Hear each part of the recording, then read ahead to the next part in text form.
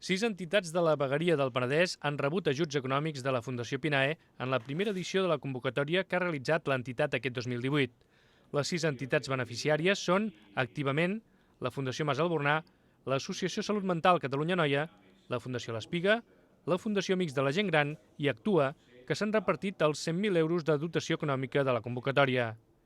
El lliurament dels ajuts s'ha dut a terme al Fòrum Verger Balaguer en presència de l'alcalde de Vilafranca, Pere Regull, el president de la Fundació Pinae, Martí Soler, i de representants de les 6 entitats guanyadores de la convocatòria. Martí Soler es mostrava satisfet de poder tirar endavant aquest projecte després de deixar enrere els anys de dificultats econòmiques que ha viscut la Fundació. Després d'uns quants anys de no haver pogut complir el que era la nostra finalitat, en definitiva, aquest any ja hem agafat el camí adequat i ja comencem a donar suport a les entitats que ho necessiten i que bé, això és una cosa que ja s'anirà repetint cada any i que esperem, a més,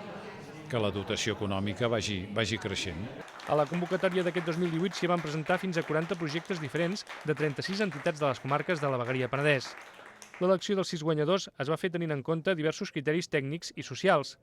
De cara a properes edicions, la Fundació Pinae es marca l'objectiu d'incrementar els 100.000 euros de la dotació econòmica de la convocatòria d'enguany per tal de beneficiar a un major número d'entitats i de projectes presentats. Pràcticament tots els projectes que se'ns van presentar eren molt interessants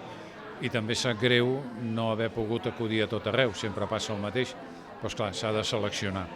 No es pot, si fraccionéssim tant arribaríem sent irrellevants, però vaja, com dic, de cara als propers anys, segur que podrem atendre les necessitats d'altres entitats que, com dic, també en són creditores. Les 6 iniciatives guanyadores de la convocatòria d'aquest 2018 abarquen tota mena d'actuacions, com per exemple l'adquisició d'una furgoneta adaptada per part de la Fundació L'Espiga perquè els usuaris realitzin tot tipus de sortides o també perquè la Fundació Mas Albornà pugui desenvolupar un nou projecte que té entre mans des del mes de gener i que consisteix en consolidar i ampliar el negoci d'embotits Mallar de la Llacuna, on hi treballen treballadors amb discapacitats. També destaca el projecte d'Actua, que ajuda fins a 230 nens i nenes de famílies amb problemes i amb necessitats socioeducatives. Una de les seves coordinadores, Sònia Cruz, explicava la importància que té per la seva entitat rebre un ajut com el de la Fundació Pinae. Evidentment, precisament és un projecte que estem molt engrescats perquè una de les coses que passa amb els nostres infants és que degut a que no poden tindre les mateixes oportunitats ni els reforços que altres tipus de famílies, amb el que és el rendiment acadèmic hi ha bastantes mancances i aquest és un projecte exclusiu que dona molta força a aquest aspecte més escolar, més acadèmic, més d'acompanyament i llavors la veritat és que és de molt agrair i ens fa molta falta i ens ajudarà molt en aquest sentit.